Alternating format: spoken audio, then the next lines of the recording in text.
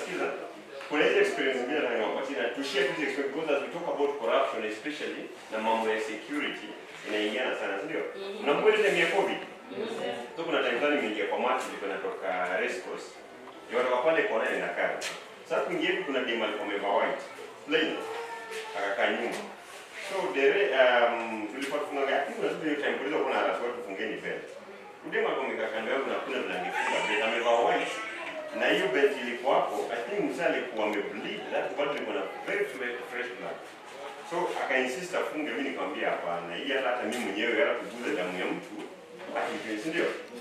Sasa dere tukashikwa hapo hivyo mbele. Tukasema mbona nyinyi mjefunga mbele? Sasa mimi nikajua mimi mtetezi nitetea watu kwa gari, si ndio? Hii gari ilikuwa na watu kama 9. So nikatetea hadi udem. So akainsist anashika udem. Nikamwambia watu tunaona kwa hii gari. Kama udem anashikwa tushikwe wote. Na kama ashikwe wote tutaachiliwa. So jamaa akasema kwa sababu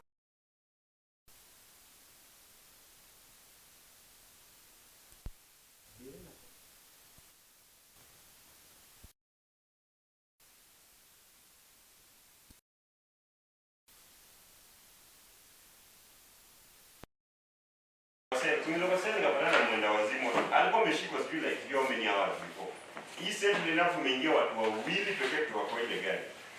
Unajua nitajua na nini? Ati obstruction of justice.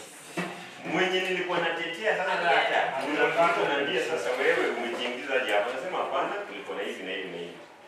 Nikajaribu kujitetea, nikaleta polisi fulani na polisi kama ngombe polisi tutakuona wengine hapa wewe. Tulijitetea tukajitetea. From that day nikajiambia kutetea Wakenya ni ngumu. Ni ngumu sana, sio? Sikiza experience kama yake. Kulikuwa na mkono mwingine hapo kwa polisi bila radiyo maboi huwa wanaangaliwa down upon sana kwa sababu tayari washaingizwa uoga. Unaona? Na boy ndio anaonekanaga yeye ndiye anaweza fanya ngori. Sana sana Gretchen na Bogatasha hata haonekani kama mtu anafanya ngori. Na mara nyingi unapata hata watu wakienda nje kufanya ngori noma nyingi na madendo wanabeba. Kwa simu kufanya nini?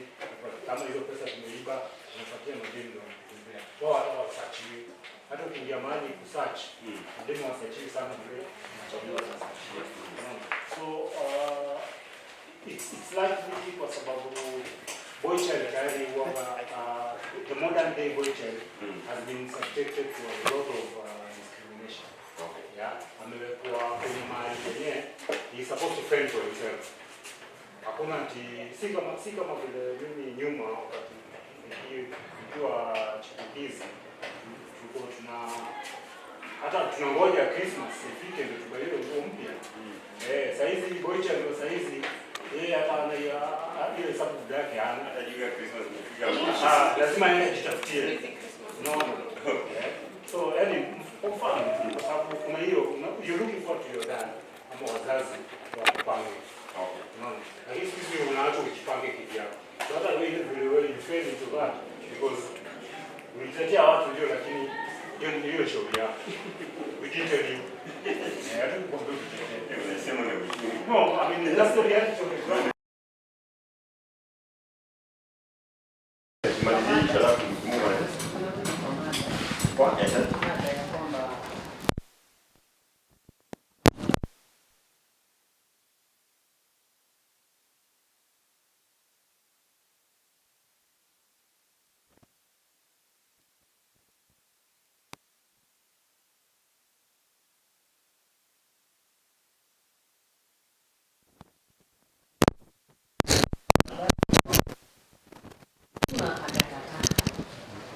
Akikataa ndio tunamwambia enda alafu hii kuni yako mara moja ameenda.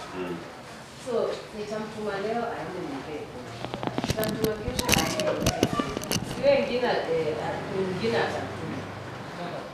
Akikuwa mkubwa atasema kwetu ungemfanya kitu lazima ni kitu. Huyu mtu ambaye ako na kazi anataka kama abeane mambo mengine.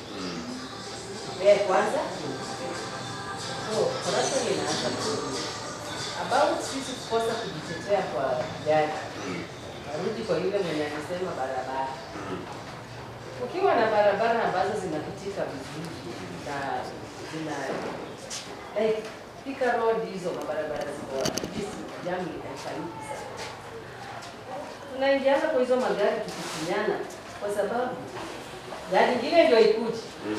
Itachukua muda. Kwa nini? Kwa sababu ya jamu iko barabara. Lakini njia barabara ikiwa imefunguka magari zinaenda hizi. So So conditions za barabara hii area bado pia ni chini kabisa. Nasema tu hapa bora. Okay. Alright. Sasa bado kuna issue pia alafu ngati issue ya corruption chapter basa hapo hivi mtaani. Yeye alikuwa ameleta hiyo ni hapo ile issue ya vile polisi wana take advantage of situation but pia sisi tuna position hapa. So nilikuwa tunataka kuongelea hiyo story ya polisi na nini na gari. So there's a day tulikuwa tunatoka meeting and tulikuwa wale mambo kama watu wa saba. So kabla sisi tupande gari huwa tunauliza kwanza dere anatushukisha wapi for accessibility. Yeah. So akatuambia anatushukisha kwa stage yenye tulikuwa tunataka kushukia because tunaangalia pia distance. So kabla tujashukishwa hapo mahali polisi akaingia wenye wanaingiana. Kidogo tunaambiwa tunashukishwa Koja. Na imagine kutoka Koja nifike mpaka Ambassador. Nikamwambia je uko na jokes.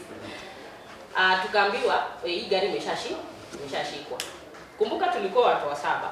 Na sisi wote tuliuliza vizuri kwenye tunashukishwa.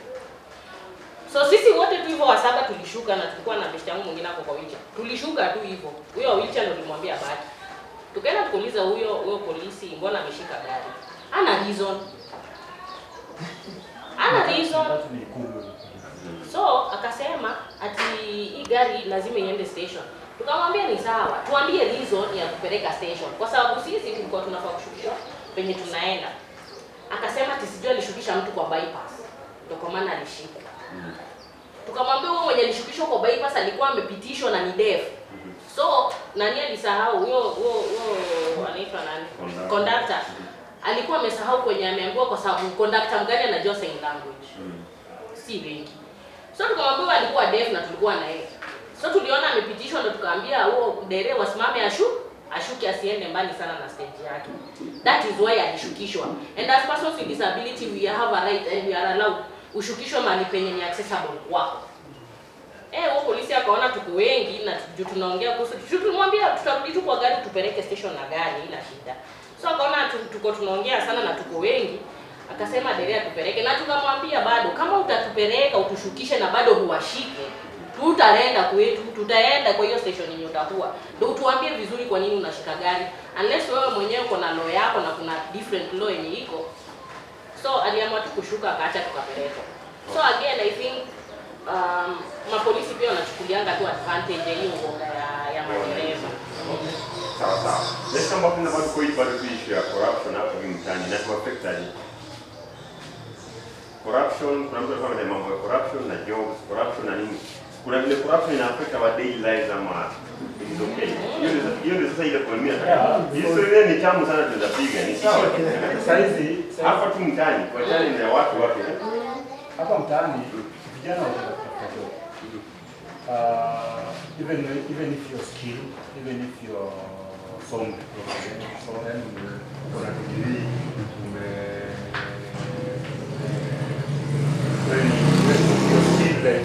when technician fulani bado ukienda kutafuta job like government jobs are not accessible to the youth of this community because they have lazima waungane. Haya, mama anasema hapa hata hizo job. Do you have any examples? Just put in stories tunapiga. Yeah. Hebu nisikia hapa hivi huyu ni kama amekuwa fairly anasema yes. Kama hii kazi mtaani ya baro. Lazima uonge chief ndio akuingize. Kuna wenye wako home waingii kazi totally. Wanasainiwa na chief. Chief anapata pesa yao nusu na wao wanapata nusu.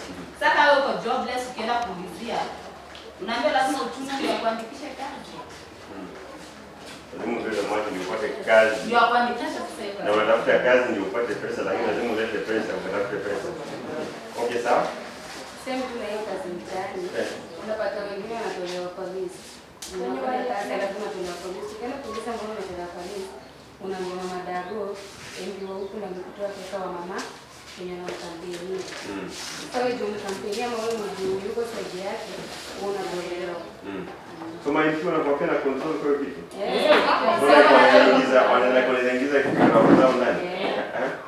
Speaking of that, the reason why I think ilifanyika hivyo 19 venye kazi mtaani ilileta kwenye maamuzi wao wanaandamana. So it was only in the president launch county zote. Watu wakiapply, Nairobi was not supposed to apply because already walikuwa wako job for 1 year. Okay. Walifanya kama experiment Nairobi. Venye link ilitumwa sasa ya county, governor akasema I think people are not enough, waongezewe. Link ikatumwa usiku. Hiyo link ilikuwa na age limit, ilikuwa 18 years to 18 years to 18 years to 28 years. The second link ya Nairobi. So kuingiza mtu mzee kwa system ilikuwa ngumu. Na mayouth wengine wenye kama first voters hivyo, wenye wajai vote na sasa wamechukua ID wako na kura, walikuwa kwa system. System sasa kubwa lazima iko kwa dio kwa nani hivyo. Waka-apply. Si watu wakafanya job like 1 year na siku kadhaa. 1 week na siku kadhaa. So watu walikuwa after every 2 weeks you work to another slot comes in after 2 weeks. So wakimaliza hiyo the last week wakibakisha kama 4 days or 3 days, wakakuta their names are not there, wameitwa kwa dio, their names are not there. Alafu chief anakuambia ati ingekuwa ni nguvu yangu mungefanya kazi, lakini mkubwa wangu ameleta list yake, which is so unfair. The reason why it happened even ni kwa sababu hao mama wazee hakuna venye wangeingia kwa system. Wanaandika watu wao kazi Na wanaingiza unapata wanaingiza watu wazee na ilikuwa ya mayouth majenzi ndio walikuwa kupiga hiyo job. Lakini hiyo list ya imewekwa hao watu wamefanya kazi. Wako kazi already. Youth walikuwa kwa kazi. Nasema hiyo list sasa yenye mkubwa ameleta. So list ni tunajua tukifanya after 2 weeks report inafanywa. Hii wiki ya 3 siku ya mwisho ndio inaingia. After 5 working days ndio inaingia. So ndo hao mama walipwe, hawa mayouth walifanya job like 1 week and few days. Wakatolewa kwa system, mama wakawekwa. Watu wazee, watu 50 years plus. Nimefanya youth. Alafu wakasainiwa mpaka pesa zenye mayouth walikuwa wamefanyia, which is so unfair. Wakaekwa mayouth wakapata job na mayouth wakarudi home. Hivyo ni vibaya kwa sababu link tuwa ya kutoka juu kwa president ilikuwa ina target Gen Z. Sasa plan itaisha. Mtu kama huyo yuko kwenye amevutwa kazi after kufanya hizo siku. Unaweza mwambia kuna corruption? Huwezi kuambia. Kuna mama fulani mzee shemulanga. Hii job si ni mzee sana kama pembe wazee wako Kericho na kina chai. Wajana sisi na Nairobi kila mtu ni kijana. Na mama wa 59 years. Ni makosa. Tena leo. Saizi wako hapa Muslim. Hii nyota ya vijana.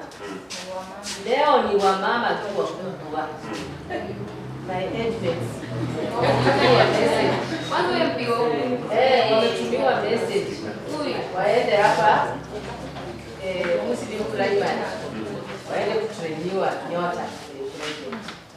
Kwa nini vitu ambavyo vimeletwa ni vya mayouth wetu visipewe mayouth, vipewe watu?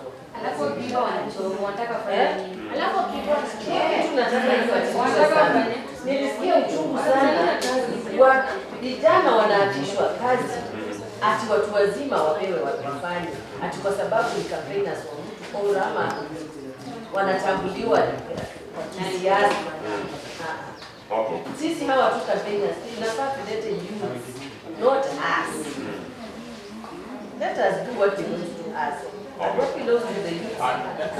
Kama tu bondo. Ningeomba tu mtu mmoja aongee. Kuna kelele nyingi hapo tayari. Unajua hii microphone inachukua sisi wote. So kuna watu wanasikiza kwa online.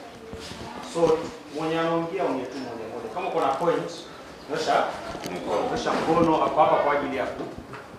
So kama kuna mkutano mwingine pia unaweza enda hapo nje muongee malize alafu mrudi, si ndio? Ili tuende haraka. Sawa.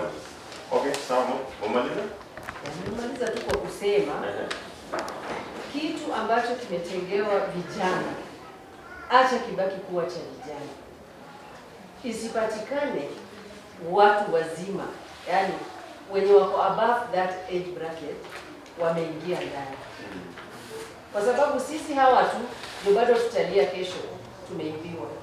Sisi hawa tu ndio bado tutalia kesho wasichana wetu wako kwa street Mimi kuna request moja mtu aliuzuru na isema na nasema isiendewe kwa watu kama sisi. Ukipress tu pale unaweza tu maybe ongegonyo sometimes certain age wanaonanga ni kama vijana wanataka kupigana na wao.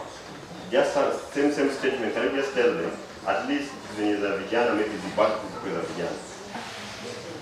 Yes, like Kazi Mtaani was just directed and directly to the youth. So ibaki kuwa ni ya youth, isikuje ikakuwa sasa ni ya watu wenye wako above that age bracket. Nyota project imekuja pia ni for the youth, ibaki bado ni ya youth. Tusione tena mtu mwenye ako above 35 years ako ndani. It will be very wrong, very unfair. Kwa sababu sisi hawa ambao tunajiita ni wazazi wa hawa watoto, kesho tutalia. Hawa vijana wakitugeukia watuibie. Hawa vijana wakitugeukia waende Koinange, wasichana wetu waende Koinange. Even boys, saizi umeona mambo na lesbianism and gayism in Kenya. Who are the major people who are advocating for this? It is we, the parents. They don't have anything to do. That's why they are getting involved in these issues, in these actions or whatever they are doing. Tafadhali, naomba serikali kupitia kwa our area MP, kupitia kwa administration, what belongs to the youth to remain for the youth. Mama pigiwe makofi sana. Siko najua kumbe wazazi tu wanajua mambo ya forex. Najua kwa vijana ukisema the word forex. Okay, sasa ulikuwa na mkono sana.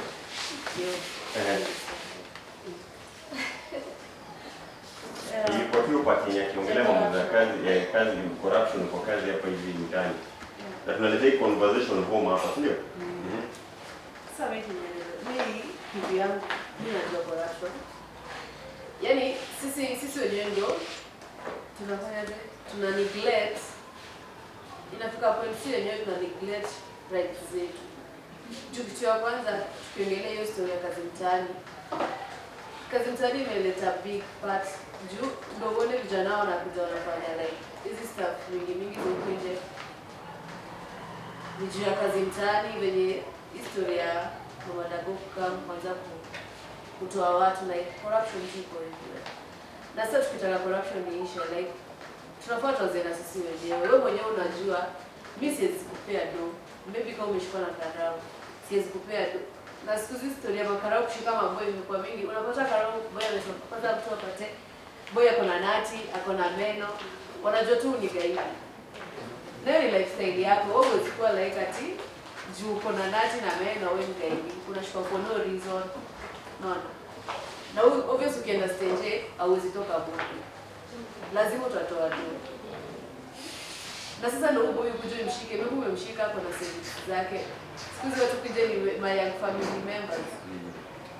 Anajua wewe umemshika, maybe alikuwa na ndoa yake ya saba ama alikuwa na ndoa yake ya nini. Umemshika umemtoa hiyo ndoa alikuwa nayo. Hiyo ndio alikuwa nayo amekupea. Option nyingine anaona ni gani? So like corruption ikianzia juu lazima tu itafika huku chini, na huku chini ni consequences tunapitia. Kama daily watu tunaishi kwa ghetto daily, ni kitu tunaiona na hata zingine inatu juu kama umezaa like story tu mingi unaona hapana huyu mtu wangu hapo hivi ataishi kwa hizi streets, na hizi streets tusipozimake zikuwe better sahi. Sisi tumeumia sana, maybe tumeumia sana, but tusipozimake zikuwe better sahi. In the next 5 years 10 years to come, ni watu wetu wataumia more and more. Okay. Mimi sasa tukimake corruption issue now itakuwa nini?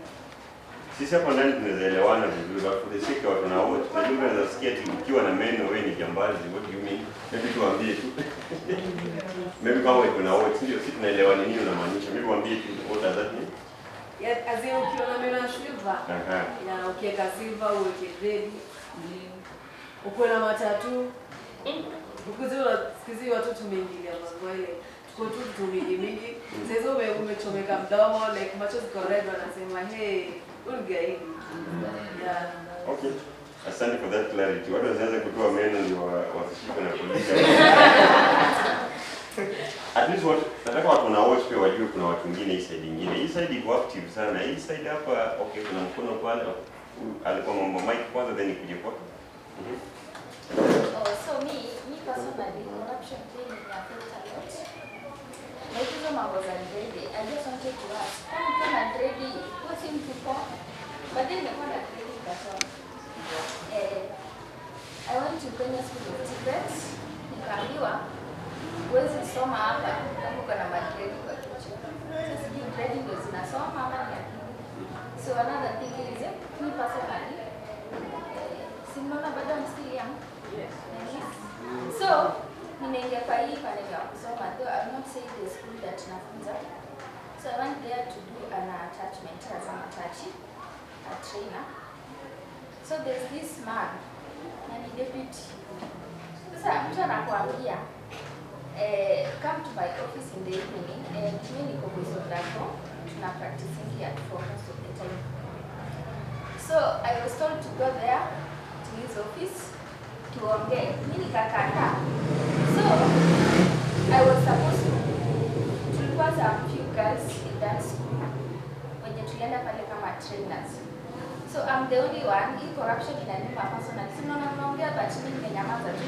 Corruption is like everywhere. Hata leo tumesoma upate chance kwa sababu juu nilikataa kwenda huko na walienda huko. Si mimi walifanya mambo. Na hiyo ofisi iko farthest. Kwa hiyo shughuli iko huko mwisho kabisa. So that is one thing, even in schools, you get that mtu amesoma na ananyimwa an opportunity.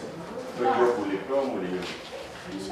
Ulishakatazwa kabisa. Na pia nimekubali nikuwe mwalimu kwa hiyo shule because my students wamepita. But now sitaendelea next year kwa sababu nilipata kwenda kuona deputy. So, na ni baba niliuliza. Me I always wonder why do this watu wenye wamekoma, they are doing something bad. And I even told that person, by the way, unajua mimi niko na bwana hata kama niko hivi mdogo. So I have my own man, a very young man. Sasa mbona niende kwa wewe mtu mzee? So alafu mimi si ule mtu wa kunyamaza. By the teachers wanakwenda kasuku. So mimi huwezi nichuna ninyamaze. So that thing has really affected me. I even called my mom. Nikasikia tu vibaya. Kwa sitaki kwenda out of kumbali na huko. So what I can say, corruption is everywhere in schools. Me I thought nimechukulia walimu ili at least nipate kazi haraka. Mimi nikiitishwa kitu kidogo mimi sitapeana. Kitu kama ni pesa somehow you got the money, si ndio? But your body as young people, as young girl, ukisoma, si kuna liko hiyo school fees, si ndio? So why pay to get a job? That's something in my heart. Ningekuwa na evidence mimi hata ningemshika. So inaniuma sana, but to give an advice for my people, to my fellow girls, sijui kama wanaume pia wanaitishwa hapo sijui. Bora mama anatuambia. So even if you are so don't if someone is looking at you and seeing like you are so desperate, simama bi. Wanasema je, be yourself, sawa. Shule ni mingi, sio? Yes. So usiwahi mtu asiwahi kutumia kwa sababu nje kuna magonjwa. We normally talk about magonjwa in our acting, sawa. Na it's good when you are aware of some things, some information codes. Hiyo mtu atakutaka hivyo. Uende huko. Alafu ukipatikana na HIV, magonorea. So there are so many things that really yes. Na hata mimi sitaki watoto out of wedlock. So like yes, inaweza kuwa ulifanya makosa but sasa na mtu mzee, that's so bad. Yes, mtoto atakaje. I learned that somehow wenye kama atukumane ndio sijui wale wenye wamesomea hiyo watu wa daktari, ukizaa na mtu mzee mtoto anakuwa very slow somehow. Yes. Sawa. So that's also another corruption. Mimi nasema bado na usiku pia bado na jobs. Yaani hata uende job uko attachment ndio sasa upate job tena lazima tena upende. Na yani kwa hiyo na sasa. Habari zenu tena. Ndio nilipata kama mkutano inaendelea mzuri. Maybe ningetaka kutouch tu vitu a few. Like nimepata mkiongelea vitu mingi sana. Tunaanza tutumalizane mambo ya corruption ndani ili tuingie kwa topic zingine. Yes. So kuna hiki kitu nimesikia mademo kuongea hapo hivyo. Hiyo kitu inaitwa loss of trust. Like unapata tuko kwa community yenye vijana wanaongea story ya kazi mtaani. Of which tunapata like hata kwa our area MP ama our area MCA wako na docket mingi sana, wako na a lot of dockets za kuempower my youth. But tunapata wengine wanauza zile slots. Na hapa mtaa kuna vijana wenye wamesomea hizo kazi na hawawezi kupata hiyo kazi, unaona? Wanataka wapate kitu kidogo na sio kitu kidogo hiyo. Kumaanisha kuna wale other leaders wako favorite na watu kwao. So lazima walipize ile kazi ndio wapatiwe. But sio vijana wa mtaa hapo wanapata ni ngumu sana kupata hiyo kazi. Kitu kingine pia ningetaka kuongelea ni story ya youth disempowerment. Like unapata example mimi hapo wengi wanajua mimi nafanya muziki ama gospel artist. Unapata like sisi ma youth kwa hapa mtaa tuko na talent. Unapata saa zingine youth ako na talent but ana pesa kwenda studio ama ana pesa kununua boot ama mpira labda hapa mtaa. But unapata ukienda huko mtaa kwetu huko unapata hata support kubwa ya vijana hapo wanataka kama mpira wasaidie ni hawezi wasaidia, kama kiwasaidia sana ni ball. Unapata Islands kuna vijana a lot of clubs ziko Islands. Kwa nini? The MP, member of parliament ama MCA wana support zile talent. But hapa mtaa kwetu hakuna kabisa. Unaona? Hapa Dago napata sasa niangalie upande wa artist. Hapa Dago napata hakuna studios. But ukienda kama Lang'ata huko Mathare nini kuna zile studios zimewekwa na Sakaja ama county zimewekwa. But hapa Dago hapa hakuna tunaandika ngale proposal tunapelekea MCA, MP wanaambia watafuatilia. Hakuna kitu wamefuatilia. Kitu kingine ningeongelea mwisho ni unapata loss of inaitwa government resource. Unaona? Like unapata kama saizi tunaongelea Musi tunasikia kuna tap inawekwa. Unaona? Inajengwa kitu kidogo tu watu anatuonyesha kitu inajengwa. But ikimaliza kama like 3 months or 6 months utapata hizo vitu hakuna. Ukienda kwa government unasikia hizo vitu zilipeanwa. Hata pesa zikapeanwa. But hii kitu iendelee, hii program hiyo iendelee. So kila mahali hiyo ndio sector naongelea corruption. Yaani corruption ni kila mahali, unaona? Okay. Yeah. All right. Sasa really appreciate at least sana. Kuna kitu moja hapo pia mjataja. Hata sisikii kitokea but mtu ananiambia anyway ukienda Dago huko kunanga shida za corruption in health services. You are coming there. Mimi naona hata hata you are cruises. Naona tu hapa ni jobs tu ndio. Okay, sasa maybe before tufikie hapo iko na chai kiletwa watu usikuje chai. Tafadhali. Sawa. Nimesikia chai sasa mimi niko sawa. Hiyo story ya corruption na hapa kwetu sana hapa kabisa. Hiyo story na kazi mtaani. Sasa nikitembea kwa barabara ni wale watu wanafanya kazi mtaani. Hao mama wa bank 40.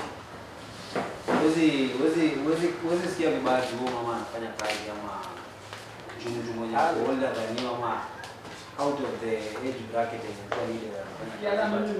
Mimi ningecall on to sana wazazi wetu kama the people wenye wana go for those opportunities. Mimi as much as mimi nataka kazi na niko kwa the same race na mtu wako 40 years, very well knowing mtu wako 40 years, hiyo age bracket kama what is required there ni mimi, but yeye pia kwa hiyo race. Saa zingine vitu zingine kuna wetu wengine wetu tulilelewa different. Hakuna vile ndakuwa kwa line moja na mamangu tunabishania the same thing. So mimi ningesema the older hawa watu wenye wana go for the things that ziko beyond their age sijui nasema je miaka yao ama vitu zenye zinafaa kuwa zetu wenye hawa wazazi wanaziendea ama watu wazima wanaziendea hao wanatupea kazi ngumu. Jumia kuna vile ndakaa kwa line moja na mtu wako 40 years na kitu iko nini hapo ni mtu wa 20 years sita kono na yeye. Wengine wetu tulilelewa as much as tuwana grade ama nini tulilelewa na morals. So mimi nitakuona wewe ni uko 40 ama 35 mimi nitakuachia. So as much as tunasema parents mimi nitasema parents wakuwe ama parents ama the older people wanakuwa considered Pia ningesema sisi youth to stand our ground. Kitu ni yetu tufightie iko yetu. Mimi tulikuwa na pinto hiyo time ya kazi mtaani tukitolewa kwa list. Tulikuwa wengi sana. Na tulifanya kazi for 2 full weeks. Kazi mtaani unabeba rep, gumboot, nena maumau. Tulifanya for 2 full weeks. Na hiyo siku tukiwa hapo kwa chief kuna mama alikuja akasema kitu. Na hiyo ndio kitu nilisema sitawahi shughulika tena na hizo stories za kazi mtaani as much as ku apply kwa na link ko involved. Kwa mama alikuja akasema hao vijana wako na opportunities mingi za kufanya kazi. Wanaendesha pikipiki, wanaweza smoki. Si tuko kwa pension. Sina wazee. Hawezi fanya kazi. Kubeba tu gambo na wale kwa mama uzunguke na after wiki mbili upewe 5,000. Hiyo ni kitu rahisi. Na walikuwa wanaongea na mama rika yake. Mama tu mzee pia kae. So hiyo kitu ilinitrigger nikajiuliza. So wanajua kitu wanafanya. Jo mama anajua mimi nikikuja after nini imeshaisha period ya ku engage kwa hiyo ku apply link kishaisha nitapata tu. So pia sisi ma youth wenye wako 30 and below wenye hizo opportunities zinakuja to stand our ground. Tusilet lose hivyo rahisi. Just much as tutablame system na government ama tutablame wenye wako na hizo opportunities. Pia sisi wenyewe tunalose hizo baraka. Mimi nitaambia hiyo kazi mtani imeisha but next week kuna mradi hapo Kabiro ya 2,000-3,000. Tusikue easily bought ama easily manipulated. Let's stand our ground. After all, our parents, some of those that are 40 and above, wako kwa awali share enjoy life yenye sisi tunapigania sasa hivi. Na niko very sure hiyo strength wako nayo ya kujua hii kazi ni ya 20 lakini tunaipigania. Ukilinganisha hiyo energy na yenye walikuwa nao wakiwa wadogo inamaanisha wako lose hope, si ndio? So sisi wadogo tukilose hope at 20 na pia sisi najua kuna wenye tutaibia tukiwa 40. Itakuwa ngumu bado watatubidi tu pia tukiwa hizo na miaka, si ndio? So niko na 2 request kwa youth. Sisi na hawa wadogo wenye wako 30 and below. Hao ndio mimi nitaita youth. Pia 31 labda, si ndio? To stand our ground. Let's fight for what is ours. Yes. Sawa? Tuache ku blame system, tuache ku blame wenye wako above us, tuache ku blame. Mimi sijasema wako sawa ama sijasema wako vibaya. Let's stand our ground. Alafu for the ones that wenye wako kwa hiyo age nimetaja 31 and 32 and above. Tufanye sisi watoto tumelelewa na those morals ikuwe rahisi kwetu. Jioni inakuwa rahisi. Mimi siwezi bia Magi, si yako 22 kama mimi. Lakini si nitaibia mwenye wako 40. Nijue nini? Yako na pesa kuniliko. Si ndio? Hiyo hivyo ndio si ujiambia. Jumia kuna msedi naona amechoma ama amepigwa moba anaibia mtu wako yake. Si ndio wase? So mimi ningeaje my youth. Mimi siongelee wenye wako 40 and above ama 31 and above. Sisi youth, let's stand our ground na tufanye ikuwe rahisi. Mama akikuja hapo naona yenyewe una make effort. Uko hapo una show hiyo unataka hiyo position. Ata step down, si ndio? Lakini ile time mwenyewe uko hapo umejinini tu kwenye kama ambao alikuja alikuwa sema ni mgonjwa lakini si anachangia vitu gani hizo. Unaona hata kama mtu mwenye ako but anaonesha ile anataka kitu, si ndio? So tafadhali to all youths, let's stand our ground. Let's fight for this system. This system hayuko ready to lose, to step down hivyo. But ile time we bring our guard up ndio watajua pia sisi kuna tunafanya nini tunataka. Hiyo tu. Kwanza kabisa. Hebu appreciate it. Nimepata kwake ni hii mambo ya kazi kwa vijana, pesa kwa wazee, si ndio? Hizi kwa vijana wanafanya kazi lakini wanalipwa ni wazee. Hapo na kuingia mitaji vipi sana. Kuna time ya nakumbuka mgombe ile time ya Anwaiguru. Akianza kazi mtaani kila mtaani nini then wako na incidents nyingine Kibera unapata. Mzee anachukua kazi yenyewe zifanya. Anachukua hiyo jembe anapiga mara 2 chini ashaya. Hata amesweat hata amechoka na hiyo kazi. Lakini huyu jamaa pia anataka wengine fiti sana. Unapata hawa wazee pia mataimu wanangea hizi job because vijana hawajachangamkia hizo kazi. Ama unapata sometimes maybe unasema tunaanza kuchagua ama unasema mimi siwezi enda kwa job kama hiyo. Ndio unapatia na example yake ya feel poa lakini anachangia, sio? Sasa tulikuwa na mkono mwingine hapa. Okay. Sisi kuongezea kwa yake. Sema sisi my youth yes tunataka ku stand out. But sisi my youth tunapenda handles. Sasa hapo shida ya kujia. Sema kwa sauti pia wasikie. Ngoja nijiambie ukweli hapa ndani. Tunapenda handle. Tunapata mimi na Pedro tumeagree na kudemonstrate kwa wakati hii. Then Penny na Esli wanaitwa hapo nyuma na mkubwa fulani wanapoa zile ndogo. Sasa wanakuja wana fight against us. Sasa unashangaa tunapigania kama ni kitu ya mayo tunapigania ya watu wote.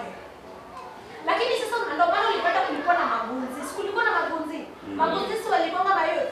Na si walibonga na madogo. Sunaona gava inawapea opportunity ya first how.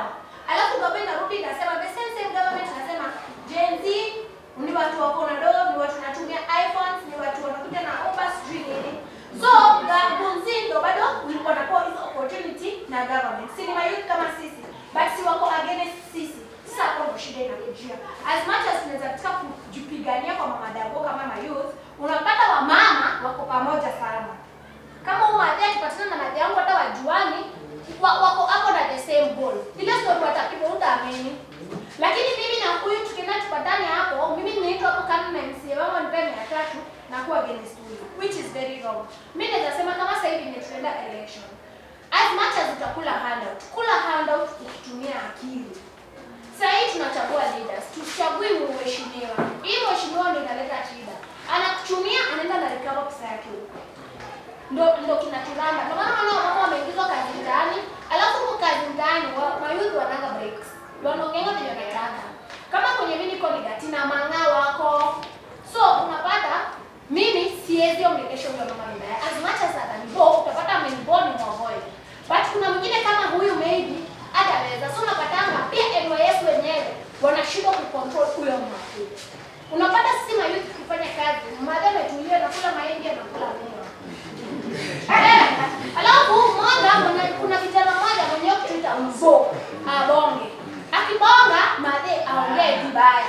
Madhe kiongea vibaya akue makofi zake safi. Una shida hizo. Hapo mimi ndio nasema nilana. Alafu sasa kunakuja na wazimu mwingine anakuambia jilana kama hizo zishiki. Sasa ndio kuna mama alipigwa makofi safi na dem. Mama mwenyewe kwa around I think 65. Ni mama tu mzee. But unajua kwa nini alipigwa? Unajua ni kwa nini alipigwa? Mama mwenyewe anaongea jina zenye mimi msichana. Siwezi kuona. Sasa unapata wewe mmoja tumekugotea, ninyi mmefiksiwa hapa juzi. Mimi najua marafiki zangu wawili watatu walifutwa kazi.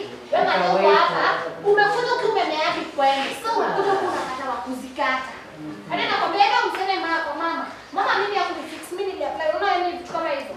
Mama anapigwa kofi zake safi kisha anakuja kama ametulia. Alafu kesho anambebea mti. Wanaombe na laana waziwa shiki, wanasema ziwa shiki. So una shida kama hizo.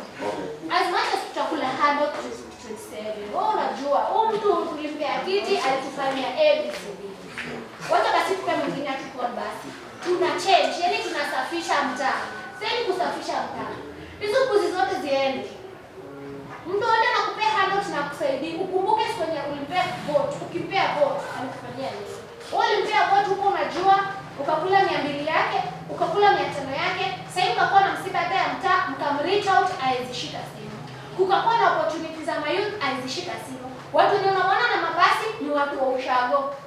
Mtu wa 40 huku, mtu ana kurera huku.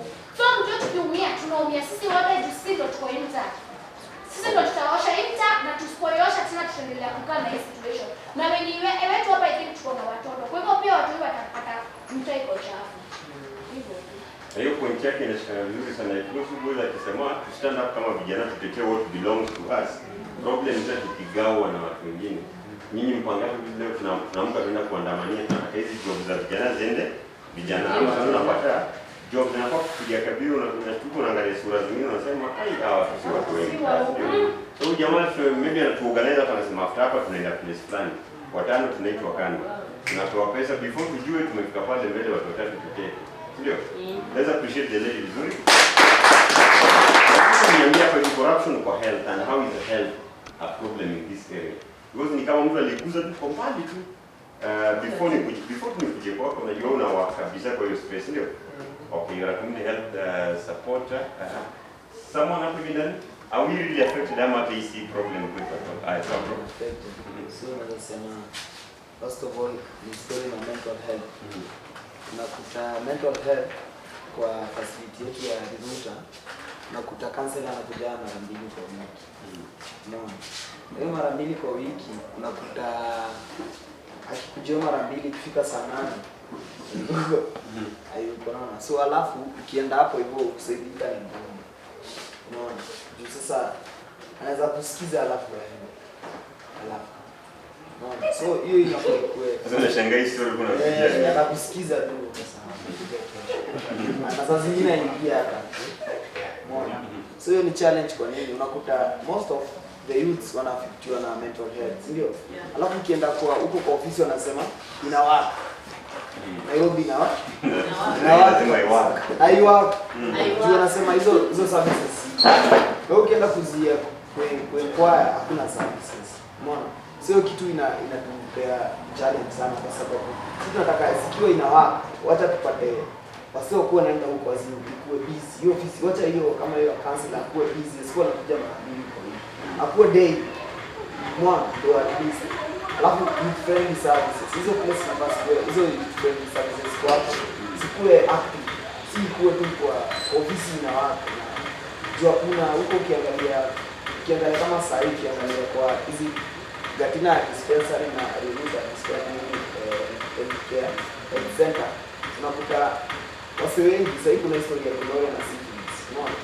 Hii iko high sana hizo zote sikia. Na wase wanaogopa kwenda kwa hospitali kwa nini?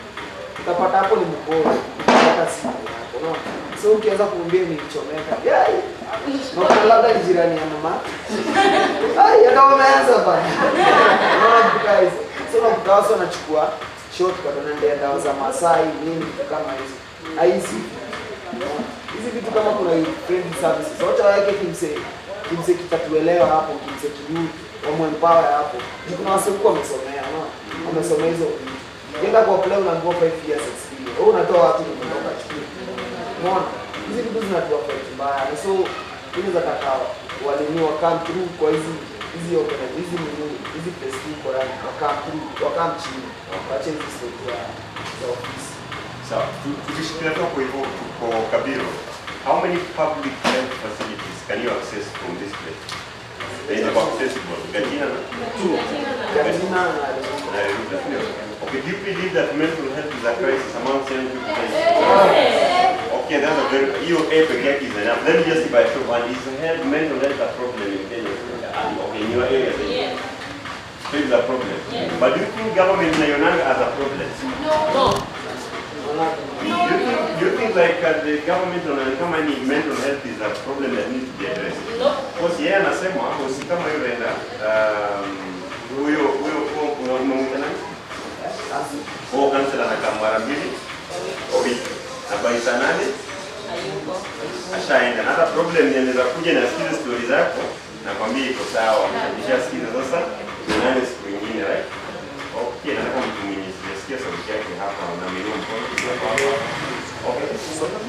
Ningependa kabla tuendelee kwa conversation zingine tuendelee na Riruta.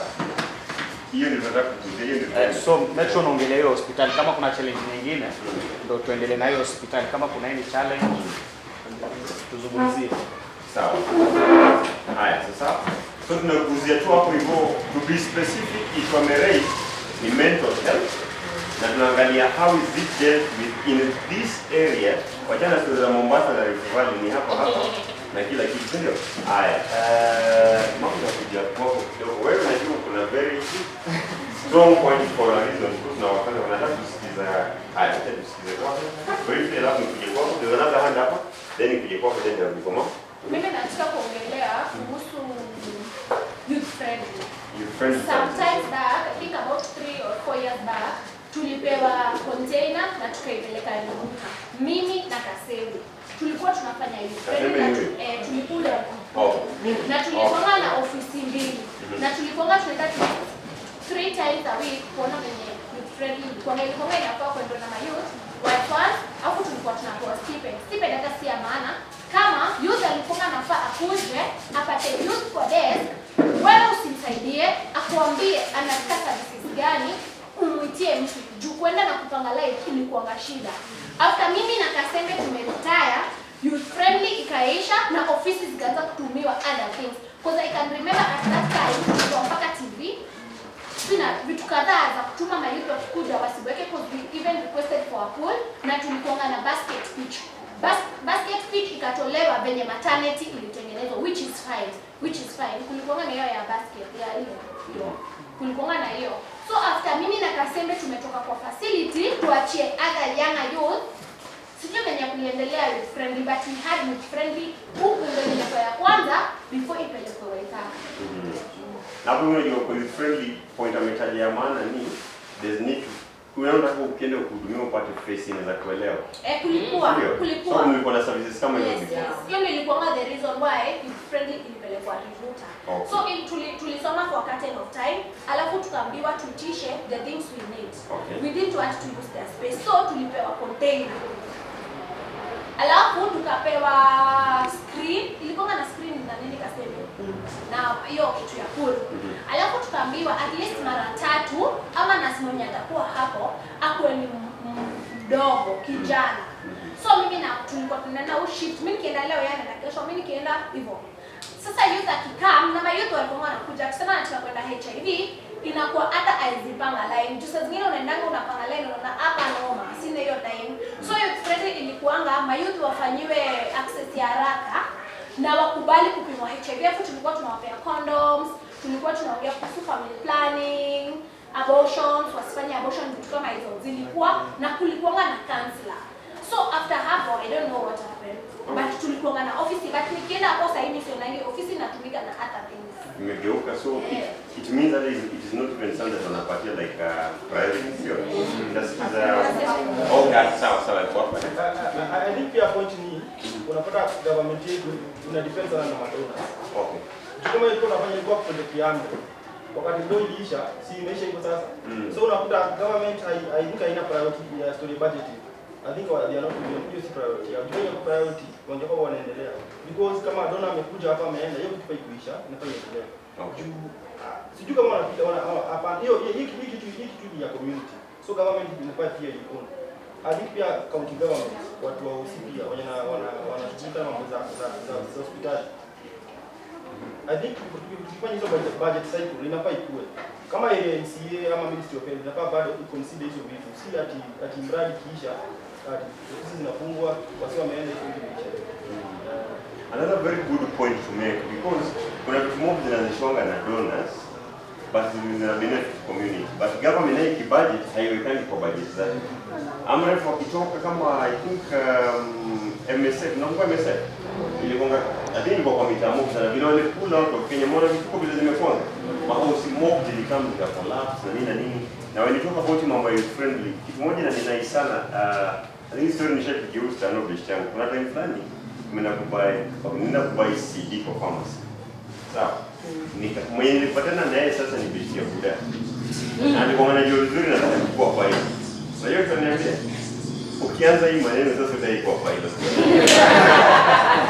Mambo CD nataka CD ya DJ Afro. Kana watu wezi tafuta sasa kwa pharmacy. Unajua sasa hivi nianza kuleta ukora mingi kwa nini mchangani nani nimepata hapo ndani. Sio. So everything of mental health unataka like relate na mtu anaweza kuelewa. Like unamwambia hii ni aje tulifanyika hivi jana. Si anaanza kukujaji, si ndio? Unakomwambie ni kuna maybe condition fulani hivi nataka kuelewa na fulani hivi nataka kuelewa. So kitu ana suggest ni kwa budget cycle government jaribu kufikiria how to kuweka hivi. Kama ni aje? Okay, sasa hapo kwa mental health. Unaona kama sasa hizi Nisema mimi kaza na volunteer ile kwa sitapatia space. Wanataka kujibuni, sijui kwa nini wanataka tunajibundia. Mimi kama mimi counselor, nienda hivyo. Ndio hapo ndata. Lakini napata client wengi na sijui inakuwa hata wewe. Na job pia si job hivi. Stories that you hear by the end of the day you can run mad. So kama waitaka wanakuanga nayo. Kama waitaka ni different leo jaisha. Inakuanga na counselor ever. Bora uende morning hours si afternoon. Hiyo ni double sawa. Double sawa waitaka. Wanakuanga na counselor. Wao ndio tulianza nao the same. Alright. Sasa kulikuwa na mkono mwingine hapa alafu nikuje kwa mama. For me, I just want to talk about how health affects us.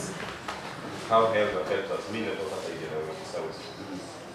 So mambo ya kosa drugs ina affect kwanza mambo ya wasichana wenye young couples. Kuna hizi matest. Unaenda hospitali unaambiwa uende sijui pewe test gani ya ziko mingi test.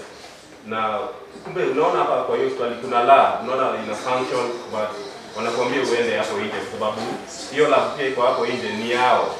Ni ya mwenye yako hapo ndani ama mkubwa kwa hiyo hospitali.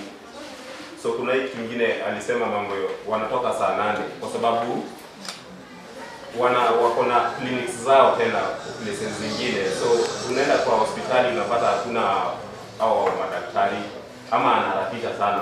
Unaambiwa ukuje asubuhi. Kama unataka ukosa kwenda asubuhi, ukuje later, hautapewa huduma. Lazima tu ukuje asubuhi na maybe wewe schedule yako si asubuhi. Kwa sababu huyo daktari ako na kazi yake nyingine. So ana prioritize sana. So hata anaweza kuja kazi like 3 hours ndio aende kwa nyingine. So kitu kingine ni overprice ya equipment. Ina affect sana huko Motoine. Unapata equipment zimeletwa ama kitu imefanywa hapo kwa health center. Ina cost a lot of money. But unapata tena hakuna drugs. Lakini kitu kama wameweka cabro, unapata cabro ukifuatilia ili cost pesa mingi sana, but the same time hakuna drugs za TB. Waidhaka hakunanga drugs kabisa, maybe tu hizi Piriton na dawa za watoto za joto, but vitu zingine Waidhaka Health Center hakuna drugs kabisa na it's a challenge there. Sawa. Asante sana. Nikiongezea kabla tuendelee, nataka kukusanya hizo issues za mkono ngeni za Waidhaka Health Center. Yeah. So umesema issue ya kwanza ni kuna absenteeism of workers na kuna hiyo overpricing ya equipment na kuna lack of drugs, sababu wanakuambia uende ununue kwa nje, sababu hizo chemicals ziko nje zao, so hao hawezi kupea hapo, lazima uende ununue nje. Na pia some tests kama Waidhaka hakuna blood test, na it is very cheap, but ukitaka kupimwa damu huko hakuna, hata unasikia vibaya, lakini unaona hizo tests zina run, watu wengine wanahudumiwa, but unashindwa. Ni kama kuna categories, kuna watu wanahudumiwa, wengine hawahudumiwi, so unashindwa sana. Hiyo kusema overpricing ya equipment. Equipment. Ni nini na nini, ni service gani, ni expensive, ni service gani yenye wana overprice na ni how much? Okay, like kama Waidhaka kuliekwa cabro, so unapata hiyo budget, I cannot estimate, but watu waliteta sana sababu every time ukienda Waidhaka hakuna drugs. Na why put cabros?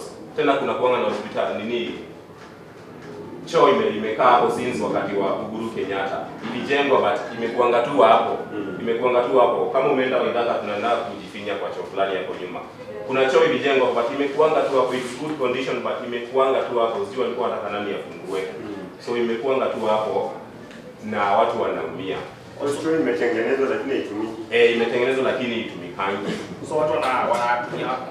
Kuna kachoo tu huko mwisho kamoja, but hii imejengwa in good condition, properly working, na ilianza wakati wa Uhuru. But mpaka sasa hii bado haijawahi kufunguliwa. Okay, ukiongelea kabro, hizi kabro zimekuwa wapi? Ni kwa barabara ile? Kabro like in the center. All over imewekwa. So according to you na feel wange prioritize vitu zingine si kabro. Wange prioritize drugs sababu ina lack kabisa. Waidhaka hakuna drugs, nasema ukweli kabisa. Kama unaona Waidhaka hakuna drugs kabisa. So wange prioritize drugs na tests na equipment za kutest. Kama hakuna wazieke, wasituambie tuende tupime huko kwingine. That's a very interesting conversation because hiyo point yake. Ya nini? Hiyo ya choo na drugs na what's your point? Anauliza mwisho alienda wewe. Ndio. Mwisho for now nilisikia choo imefunguliwa but I don't know kama imewaka, but mwisho mimi nilienda July hospitali. So choo ilifunguliwa. Mimi ndio nimesema analea, ilikuwa huko blood test inafanya. Nimezalia ndipo. Unashangaa baada ya So mimi ndo namwambia ni kama kuna discrimination pia. Juu pia mimi mke wangu amezaliwa huko, but test zote mimi nimefanyia nje. So I think mtoto mmoja tu. Unaona venye ameongelea kidogo tu tunakusia. Unaona venye mtoto mmoja venye ameongelea hiyo issue. Ningependa kama una mention issue itaje na jina. Sawa. Alafu tuende step by step. Unajua tuko hapa kwa mkutano kwa ajili ya ku highlight zile issues na tupate. Tusichape story kama tunachapa story. Unajua tukisema na pia mtu kwa sure of what you are saying. Exactly. Okay, after hapa unaona hizi issues zote zinaongelewa hapa. kuna mtu anaandika report. After hapa kuna kitu nafanya follow up. Sasa zile issues zote tukizielezea vizuri, tuna follow up itafanya. Je, kweli kuna kitu inaitwa site visit. Tutaenda kwa hospitali. Tuone maybe ni ukweli hazifanyi. Unaona? Maybe zinafanya. What if tuende hapo tupate choo ni kweli imefungwa. Unaona? Sasa tunasema sisi ni wageni, mimi siishi hapa. Unaona? Na mwenye anaangalia pia yuko hapa. Lakini ndo tunasema maoni ya mtu pia yako sawa. According to yeye hazifanyi. Sasa hivi tukianza kuwahi kuna mtu anasema serikali inafanya kazi. Mwingine anasema haifanyi. So ningependa tu ili tuende na time. Sawa? Ayopo unless hapo hamna haraka, si ndio? Sasa ningependa hivi dakika moja tu. Ongelea issue itaje ni hii na hii. Inatu affect hivi na hivi kwa mahali fulani. Unaona? Usigeneralize useme hospitali zina madawa nini. Kama hizo barabara ni mbaya, asema barabara ya kutoka Kongo mpaka mahali fulani iko na shida.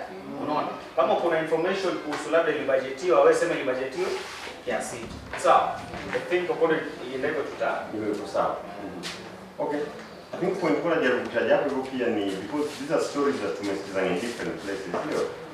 Mambo unaweza pimwa hapa, then daktari anakuambia. I think that is one point from him in ina happen across the country. And maybe sasa tunaweza tuangalia hapo hivi unapimwa hapa, daktari ujonga penye wewe ukachukue dawa. For some reason wanajonga ni wapi? Na hiyo tunajua definitely ni mambo yao. Na kuna pia tumeacha hanging ruta tunakuja hapo. Then there's also the other point here.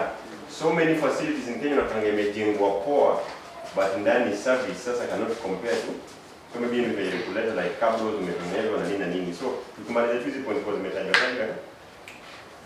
Sawa. Bro, alafu mimi nilikuwa kwa hospitali Ruta. Ndio tu.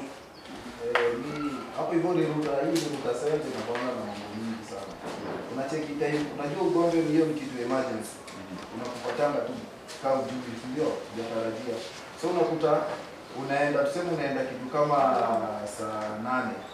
Unakuta madaktari hawako totally. Na ukienda kupanga pale kwa kurejesta, wanakuuliza ushaikuja hiyo siku. Unaona? Umemwambia umekaa lakini bado una insist ushaikaa. So inafika mahali wewe ndio anakuambia mimi nimefunga kuja kesho. Sasa na wewe ni mgonjwa ukuje kesho utasaidika unaona. So hiyo si nafanya ndio tu sana. Ni kama madaktari wako na mambo mingi. Unakuta type wewe umekaa madaktari wameenda meeting. Sasa huwezi hudumiwa. Bado lazima wamalize meeting na kama kuhudumia. So unaona vitu kama hizo. So hiyo usipie iko na challenge zake hapo. Unasema ile ndio tulienda ukakaa ukasubiri na ulikaa kwa muda. Nilikaa almost 2 hours. 2 hours bado madaktari wako meeting. Kwanza in fact nilifukuzwa. Niliambiwa wewe enda ukuje nikajaribu kuinsist wao msemo anaandikisha. Anakurejesta anamwambia ni aje wacha nisaidie. Sana akataa anasema wewe fanya aje kuja kesho. Sasa hiyo ni ngumu na yeye usiba. Sasa ngoja kuja kesho. Sasa mi bado kwa hiyo issue ya Ruta, I think kuna time yenye kulikuwa na chance hapo nje, ukifika kuko na wase wenye wanakuelekeza like unaweza hapa like unauliza umekuja kwa issue gani. So alafu wanakuelekeza unaweza enda hapa hivi ama kama ni shida yako ni unaweza enda hapa. But nilienda huko I think last month. Hakukuwa na hizo tena, hakukuwa na wasinyo kwa nje. Nikachanganyikiwa, like niko ni mtu ambaye nilichanganyikiwa. Where do I start? Because sasa hivi kuko na lot of things hapo ndani. Kuko na hiyo nini inaitwaje? Hiyo ni ulikuwa unasema mlipewa. Iko hapo. And then kuko na hiyo building ya maternity. And then huko nyuma sijui kuko na like there's a lot of things zenye ziko pale.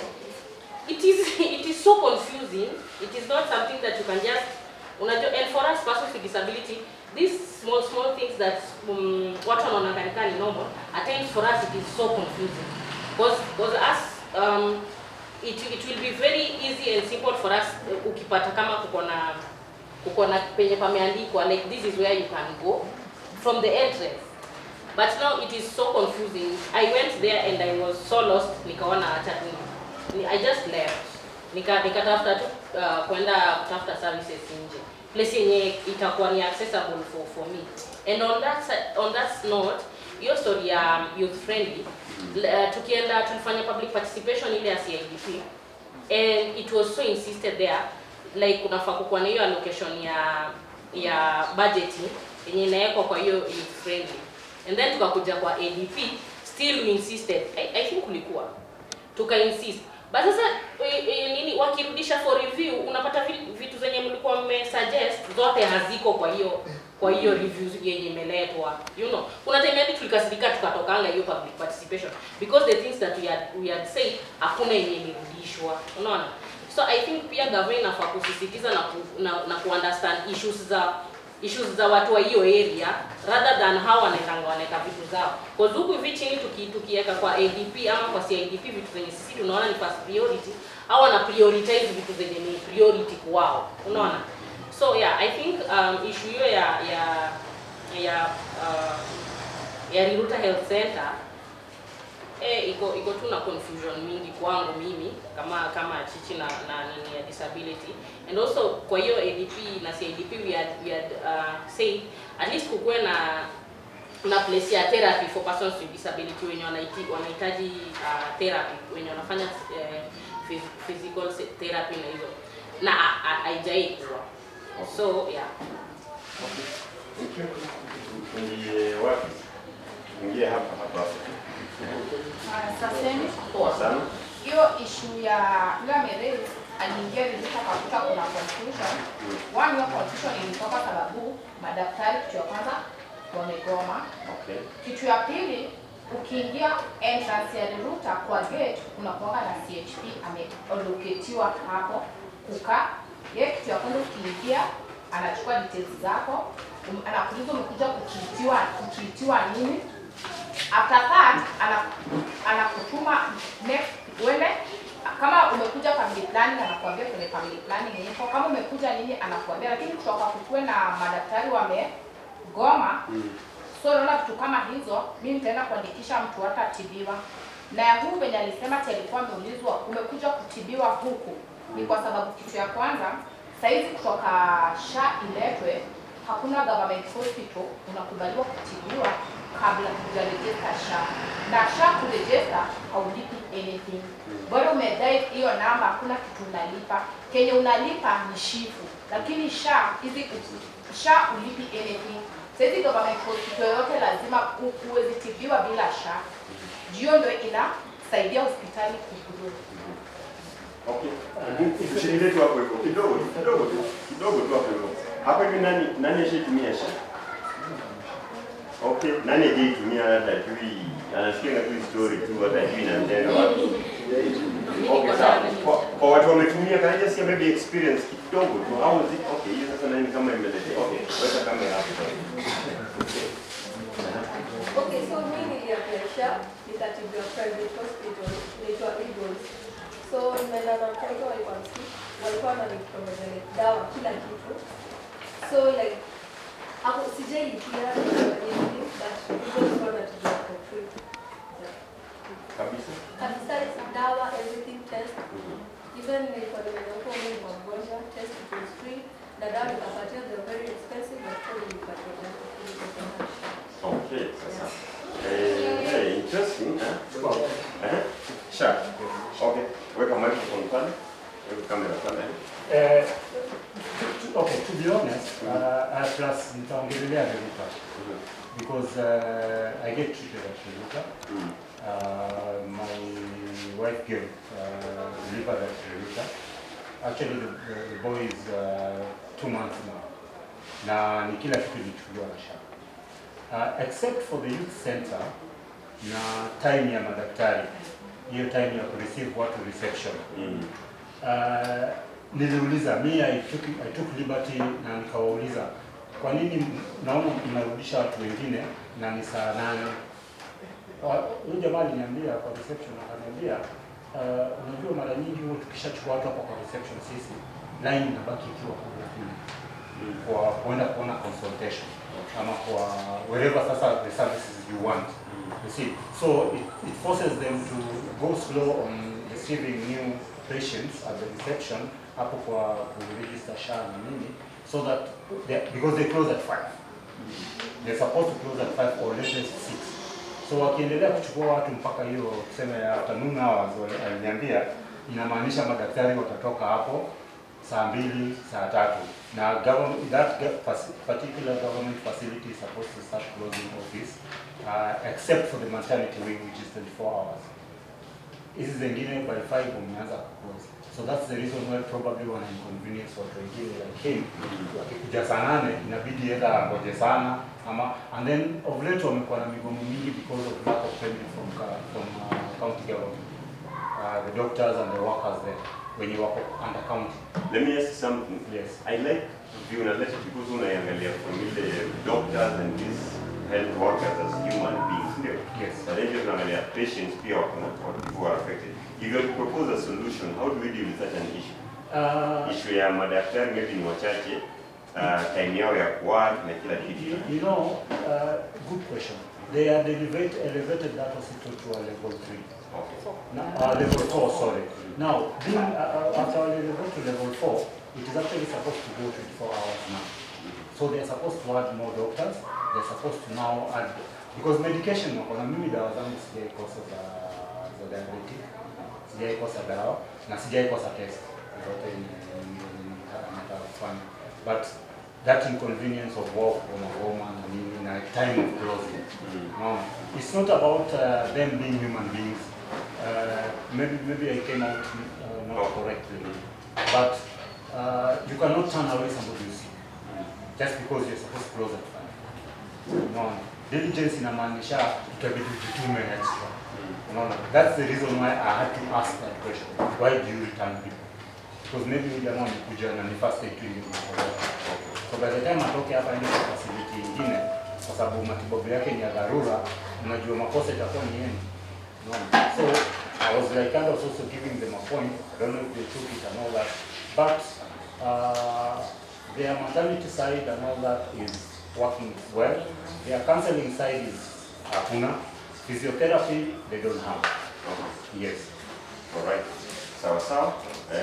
Turusha hapa hivi kumaliza hiyo kuingia kwa wengine tukimaliza sasa. I began by saying I'm a community health promoter and my lead facility is a mental health center. I will talk about SHA. I'll also talk about Mgomo, and finally I'll talk about time. Tukianza na SHA, kuna represent community hapa. Huyu ni mwenda wazimu ama ni mtu ambaye amezaliwa na akili akili tahira. Na huyu mtu kwa sababu ya kura ama kwa sababu ya mambo mengine nimregister ako na kitambulisho. Huyu mtu hana simu, naongelea sasa. Hana simu. Amegonjeka. Ameletwa pale kwa hospitali. Inafaa atibiwe. Simu ndio unaambiwa kwa kitu cha kwanza uwe na simu na kitambulisho. Na huyu mtu ni mgonjwa. Hatapata services pale kwa sababu hana simu. Na amedinaiwa simu kwa sababu ya kibiashara chakula. So, atafaidikia wapi na kama mzazi hana uwezo? Changamoto nyingine ni huu mgomo. Leo nimekuwa kwa hiyo facility days. Na sijui walikuwa wamefikiria leo ndio watu wamerudi kwa hospitali rasmi kwa sababu walikuwa wamejaa. Na sasa totally hakuna service yoyote inafanyika apart from maternity. Na leo wana ambao wako na epilepsy kliniki yao ilikuwa leo. So watu wa epilepsy peke yao ndio wamekuwa attended to na wale ambao wanakuja kujifungua. Shida ni hapa. Huyu ni mtoto ambaye anaandikiwa kliniki leo. Aende kwa child monitoring. Amefika pale anataka apate hizo services ambazo wamezoea kwamba ni free. Since watu wangu wote nimezao wamekuwa wakienda clinic free. So imefika leo ama imefika mwezi huu ama miezi 3 iliyopita, hizo services hawatapata free kwa sababu kuna mgomo wa madaktari. So mimi naangalia hii corruption kwa njia ya kwamba kwa nini msipatie hao madaktari haki yao wafanye kazi yao kwa facility yetu ya leo. Nimekuwa na mama mzee sana mpaka nimechukua picha. Nimejaribu, tumefukiza wengine wote tukiwaambia tafadhali endeni mkatafute services kwa any private hospital ama mngojee mpaka vile mgongo utabidi kwa hospitali tutatangazia kwa digital yetu. Mama mzee amebaki pale amekaa na ametoka karibu. Nimeenda kukaa na yeye chini kumwongelea. Mama naenda nyumbani, hapa hautasaidiwa. Mama ananiambia hata Panadol imtulize tu kichwa, atafanya aje aipate. Sasa mimi yes niko nazo. Na wakati tumepewa za community ya wazee. I have them. I cannot give because mimi si mtu wa prescribe dawa kwa mgonjwa. Imeniuma sana kuona mama mzee kama yule amekaa pale anataka services na hawezi kuaccess hizo services kwa sababu ya mgonjwa. Time ya hospitali yetu ya Ruta. Madaktari wetu huingia pale saa 2 waende mpaka saa 10. Shida ambayo tuko nayo ni hatuna madaktari, yani clinicians. Tuko na only 2 clinicians with 1 doctor wa MOH au wengine wa county. Tukiongezwa madaktari kwa hiyo facility itakuwa vizuri, because a level 4 must also have practitioners. It must also have like wards, iko ya 24 hour. All services are supposed to be accessible. Hatuna physiotherapy, hatuna dentist, hatuna okay, vitu ambavyo vinafaa kama ENT hatuna, na ni facility ambayo inafaa iwe na zote pamoja. Hatuna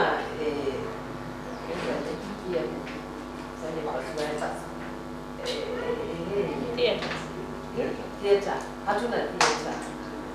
Even kale kama ina theater hatuna. So ni serikali ingilie kati, iangalie hiyo Ruta Health Center kwa nini sana, kwa sababu ina serve wingi, ina serve wingi, so it deserves to be more equipped. Wale ambao wanafanya kazi kule bado hawana hizi vifaa vya kufanya kazi vizuri, hawana. Kwa hizi gloves za 50 kwa hizi za kawaida hizi na vitu zingine hazifai. Magwanda ya kufanya kazi hatuna. Kutupatia hospitali yetu ya Ruta.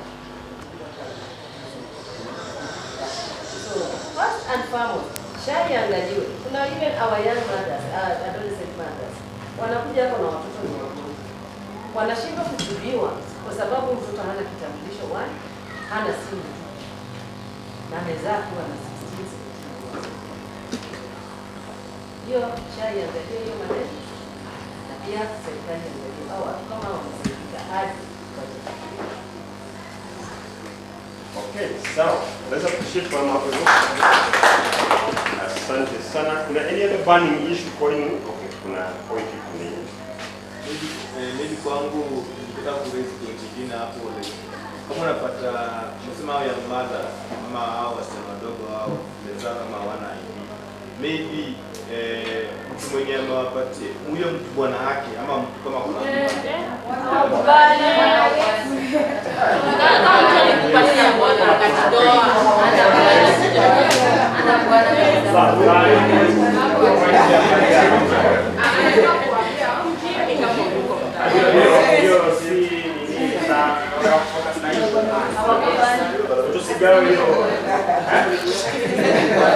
nataka tu focus na hiyo. Focus kwanza na hizo issue.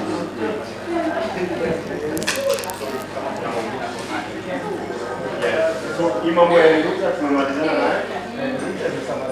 Unajua ndio tunachukua tunapeleka kwa mambo ya Ruta.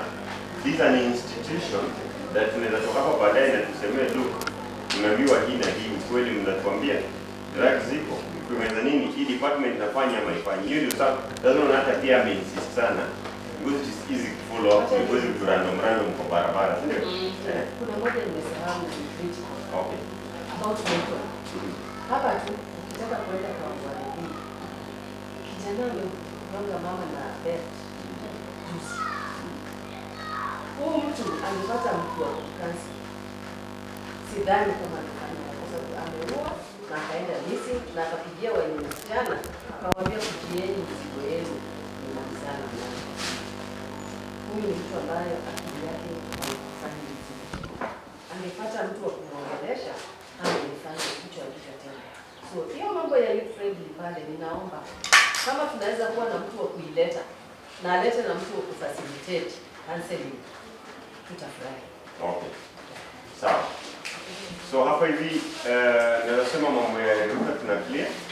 Baada kabisa tukutuna issue moja kubwa sana alafu tusonge kando. Unajua chakula iko hapa nimeanza kuleta harufu na demo niletea kidogo nje inaongezeka. Tulisoma biology kidogo kwenye video process ile inawakaya sasa tusikize hapa. So na hiyo issue kwa nasema kuna facility iko kwa kazi ya hiyo. Shake kama mayu. Kidogo. Mdani ni wajanja na mtu anajua mamake anatoka. Shake kama kuna na program na mayu kama hii katika dispensary inanga a lot of workers. So sisi tukaamua kama mayu tukaosha jua kunanga hata kwa kuosha.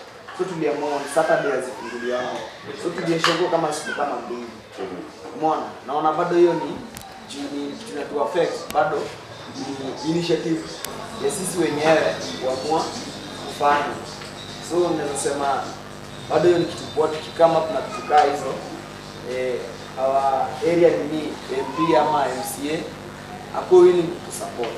Sisi tulifanya huko for free. Tulifanya siku mbili tuliosha 2 weeks. For maybe Sato, maybe let's push it to Sato. Unaona bado hiyo ndio. So these are the initiatives that we are supposed to do kama civil kwa hapa youth na bado community. Kitu bado na tusana. So tukifanya hivyo bado wako wili tukaribisha. Bado unaweza enda kujitokeza na kila kitu. Okay. Sawa. Sasa mimi unajua 2026 is just a stone throw away. Ndio. Na mnajua the first class ya seniors will end next year. Ima mwe CBC imeshika sana huko ama hii story serious sana huko. Area mob sana kuna watu wanasema bado hawaelewi CBC. Hata sasa hivi CBC sasa hiyo CBE sio? Government imesema sasa hivi inaitwa CBC. Sasa hivi ni curriculum competence based education. Not curriculum. Sio? Sasa kuna kitu hapo hivi watu wanasema okay, kuna watu wamekuwa kusema it is so expensive. Mara aita work in some areas, mara that work in certain schools. Are you worried about? Especially now that most of us up here are young parents and just parents in general. Who is worried about the whole thing? What worries you about it most? Kidogo, can I hear what worries? And I notice when I'm on kuongelea mambo za health and education. Hapo hivi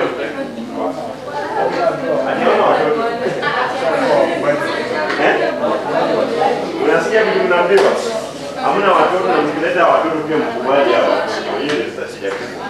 But anyway, so nisikie kutoka hapa hivi. What worries you most about CBC now that that's the aspect of education is related to your son?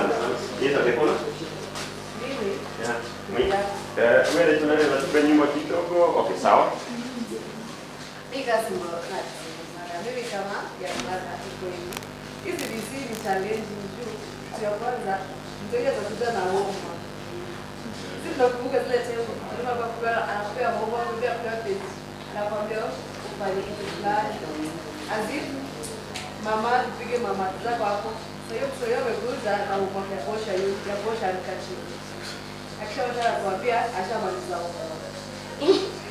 Sasa ndio uko like homa kumaliza aje. Tuambie hiyo ndio. Kuna vitu vingine umeleta, yes zinasaidia, but pia ni challenging kivyeti. Mtu anakuja kuse kumfunza umajuri ngumu, sasa hivi kukutoa grade 1 akikuletea kitabu yake yenye anasoma, sisi tumesoma tukiwa class 3. Na kwa kitu mbaya kama kuonekana mbele ya mtoto dada huyu. Alafu itokee mtoto wa jirani na babake anajua. Utachekwa. Hao ndio wananga hivyo. Babako ajui kutengeneza kaita haya. Mbona ni practical vile zimekuwa? Kuna historia ya kitu ilitokea kwa Western Kenya. Mambo ya kuku. Ndio wakaleta kuku leo walimu wakabeba wakaenda nazo. I think watu wengi wana identify CBC na vitu kama hivyo. But let me ask you, do you think schools in this area here in Kabiru are prepared to handle CBC na vile classes na yes the whole life ya CBC students wanaka? Do you have like experience, like do you visit schools ama nyinyi mnaonanga tu watoto wamekuja na homework za jambo jambo home? Okay, sawa. Mimi na experience niko na mtoto hapo grade 5 anaenda na mimi kenye nimesema pangu CBC iko sawa pangu, lakini sasa shida ni expensive. Alafu another thing, huku kama huko hiki kijiji tuko Kabiru, kwa tu local schools, sidhani kama wanaweza handle CBC. But government school kuna more classes na kama wanafanya agriculture, wanafanya kupika, wana mali unapata kijiji kuna plot kama hapa alafu unapata ni shule na iko na hadi junior secondary. Sasa unashangaa mtoto wa grade 3 kuna team sisi tuliambiwa tutengeneze save, tuchukue video tutume kwa group. Mimi napea mtoto max. Sometimes usiku mtoto atakuja rana na kwambia inafaa kubeba kitu ya 100. Maybe as a parent you don't have, but mimi naona kama masomo yenyewe iko sawa.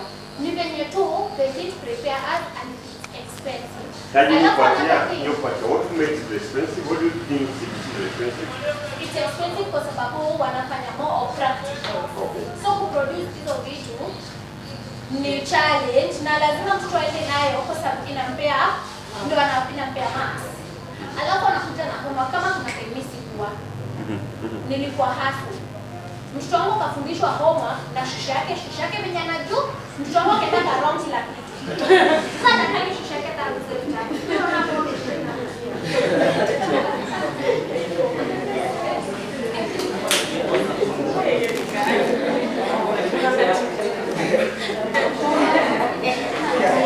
Okay, sawa.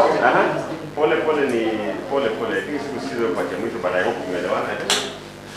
Mi wali yangu ni mimi niko na mtoto mwenye amefanya grade 9.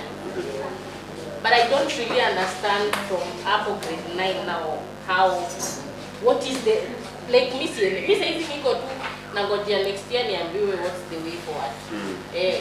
Because totally I don't really understand. It is they change the system without preparing parents. So parents to go to hapo. Mimi kama saizi I'm just there. You know kitambo you knew mtoto akimaliza class 8 anaingia form 1. So ikifika saizi unaanza kuprepare venye ataenda form 1. Unajua lazima atakuwa na uniform, lazima atakuwa those things. But sasa hizi mimi honestly I don't really know. Sijui hiyo next year sijui kama ndaanza kuitishwa. And again shule hata ujui. I don't really understand how the curriculum works. So do you think there's need for us to maybe a government have a lot of talks about mambo ya CBC? Sensitization, sensitize parents on how the system works, how the curriculum works, because unaona sasa saizi watoto si wafanye hii exam hata sijui inaitwa hiyo ya class 9 hata sijui kuna KJSEA hiyo sasa. So mimi kama niko tu nje. So mtoto ameshafanya hiyo exam yes. Sasa hivi Aya, one meeting wazazi tuko na meeting moja mambo ya CBC naongelewa. So now niliuliza mtoto akasema they had chosen the schools that wanafaa kuenda. So in my understanding I think hizo ndio sasa ni kama ni high school sasa. Yenye sasa kwenda form 1. Ni kwa akili yangu. But bado kwa akili yangu sija understand. Wacha tu niseme mimi bado tu niko confusion. Let me do a random poll. Who knows something inaitwa career pathways? Because unajua kama sasa hivi uko hapo hivi ndio. But you know we are not even the future parents. Kwa hiyo tunataka na familia, so watoto wetu sasa wanaweza kuwa grade, ndio. Wao ndio kufanya hizo KJSEA na nini na sasa ndio inaitwa career pathways. na anataka enda shule yenye hiyo pathway yake, na government by then imekuja ikaleta mchezo mwingine more. So kwa mfano let's say mtoto wako achukue anything to do with let's say science, pure and applied science, lazima shule anaenda ikuwe na well equipped laboratories na nini na nini na nini, na kama ni mambo ya sports lazima shule ikuwe na a standard football pitch, a swimming pool na nini na nini na nini. That's why nimeuliza some of our schools hapa hivi ndani ya Kabiro actually zina take certain career paths, sio? Lakini yeye anasema unapata shule inatoshana kama some of us tulisoma shule hizi shule tunaongelea. Yenye unapata wewe uko pre-uni ama uko nursery, then ile side nyingine ya pre-uni, then mwalimu wa nursery anauliza swali, wewe unajibu hiyo swali because unagawana na kati ndio.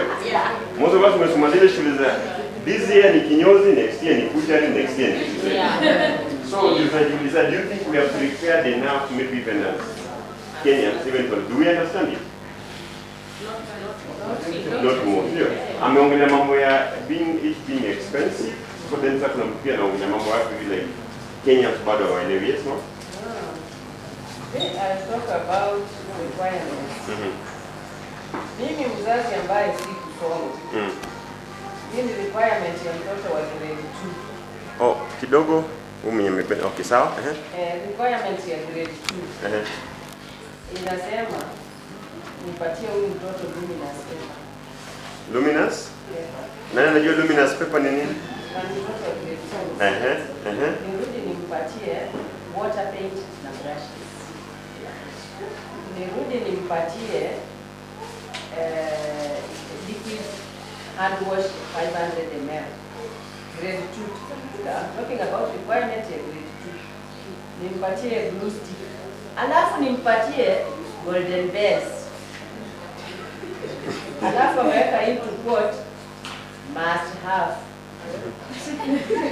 Then finally CBC tracker. Amongst others when sijasema hizo ni zile. Sasa hii luminous paper, water paints and new papers ziko hapo vizuri. Inaleta kwa ajili ya kuwa expensive one. Number 2, kuna simu hapa ni nani? Oh, ni yako. Haya. Okay. Sasa ninashangaa. Huyu mtoto wa grade 2 inaitishwa hizo vitu sisijui.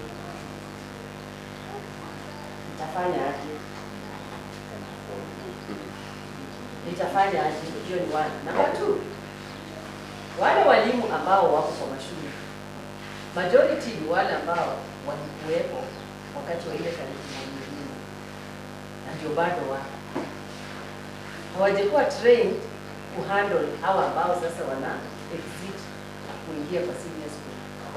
Hawa nao grade 7 hawajakuwa trained, ingawa kuna wachache ambao sasa hizi wanatoka out of college, out of university, na ambao wanafaa kukua kwa secondary nao kwa senior, wanarudi sasa kuja kwa grade 7. So bado kuna kashida hapo, hatujakuwa fully prepared about this issue. Hebu tuachane hiyo sasa, tuachie masies na nani wadili nao. Hebu tulitoa hapa hivi home. What makes you feel that we are not prepared for CBC? Sisi kama watu wa yeye. Uwezo hatuna. Okay. Hebu nizamie simu kidogo. Sawa, nitakuja kwa kuna maybe you can get address pale. Kitu ya kwanza naweza sema expensive.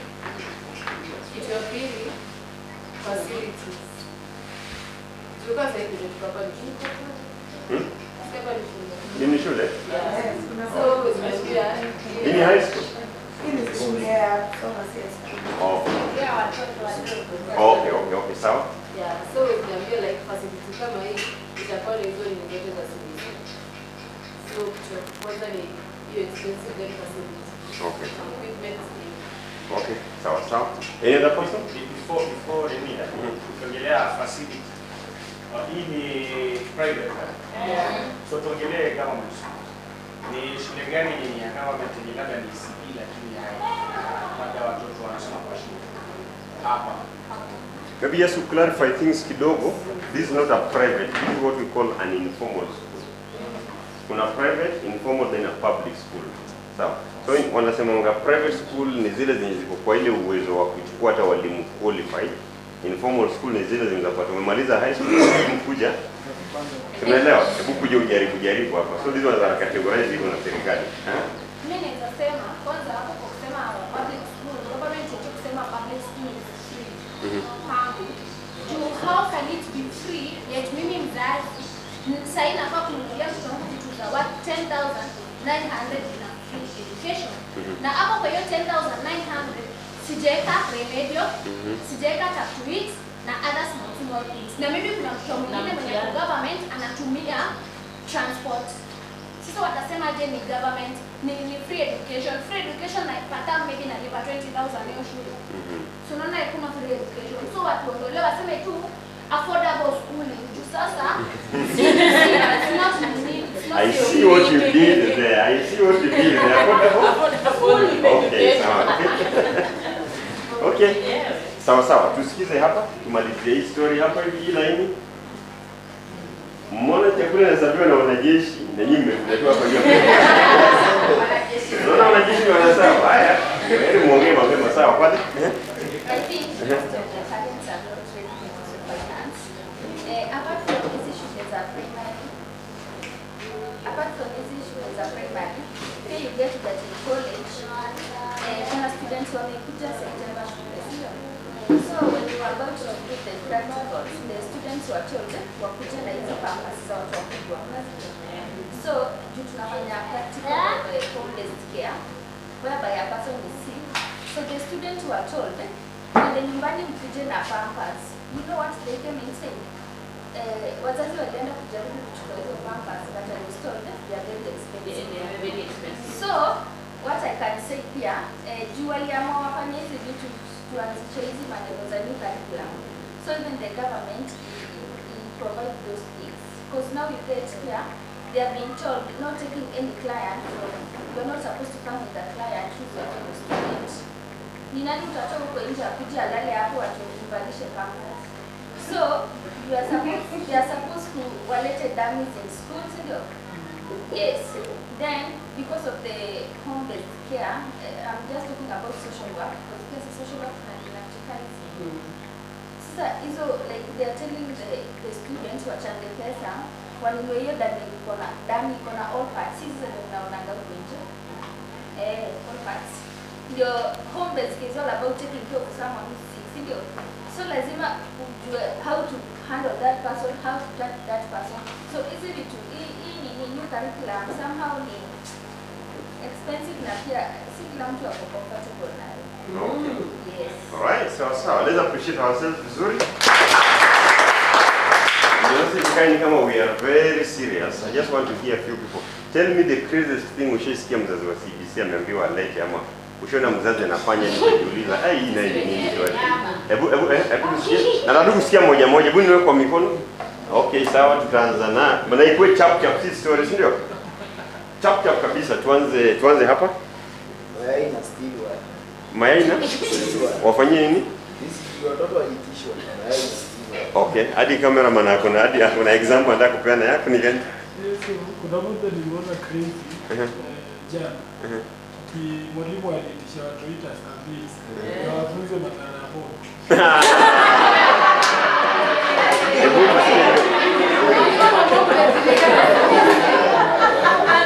Hiyo ni shule gani niende nikaone mimi mwenyewe pia mimi. Okay, sawa. Hebu tusikie example gani nini interest mshasikia watu wa CBC wanaambiwa walete. Unajua kuku ama kifaranga. Na mtoto unaogopa na kubeba kuku. Kutafuliwa shule. Okay. Udingi. Kuku ikienda? Kiendacho kwa mganga? Sawa. Watoto 100. Nyama na? Walisema nyama kiasi gani? Kilo moja. Kila mtoto nyama kilo moja. Ama hiyo shule kuna buchari yao wao wenyewe ni biashara wanafanya sio?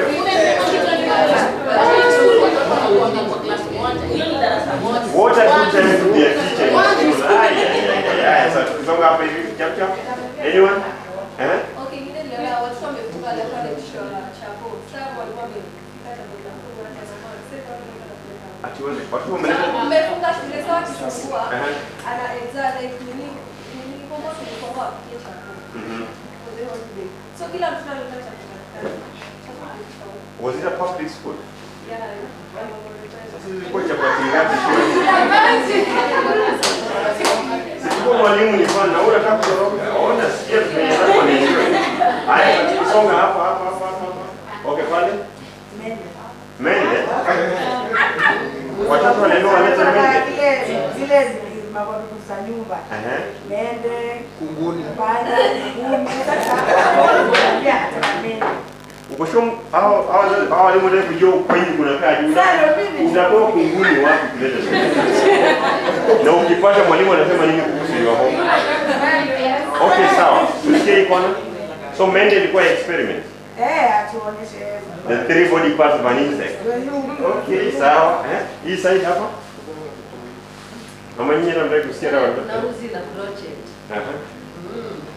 Achukue mvulana. Ende na uzi ya inaitwa 100 ya double thread na crochet pia ni 100. Okay. Okay. Maajabu sawa. Mimi yenyewe ikinisaidia nimetoka Wera na ngo nijenge bodi ya mapipa na hitajika. So nilienda nilikuwa mimi ndio the best parent kujenga kwa sababu wazazi wote walisahau kujenga. Mimi nilienda kwa mtoto wangu aliniambia hata iliibiwa. Ile national wali na kamba ama hapo ulishine. Uling'ara. Okay, hapo hivi. I think the most interesting one nilishaiona ni kuna watime watoto waliambiwa sijui watengeneze scarecrow. Then akishatengeneza mtoto akaogopa kubeba kupeleka shule. Sasa mzazi alibeba hii kitu kwa matatu. Kwa tunamuuliza hii kitu yote kubwa mwanzo anapeleka wapi? Akasema mtoto alipewa homo akashafanya, sasa mtoto ameshindwa kubeba homo akapeleka. Sasa ndiye akambebea, sio? Hebu tusimame tuimbe kidogo tumaliza sasa hapo hivi. Simameni tuchangamke kidogo tu. Hebu stretch kidogo. Alafu tengeneze sauti. Simameni tu. Najua tunaenda kukula but before that lazima tengeneze sauti kidogo, sio?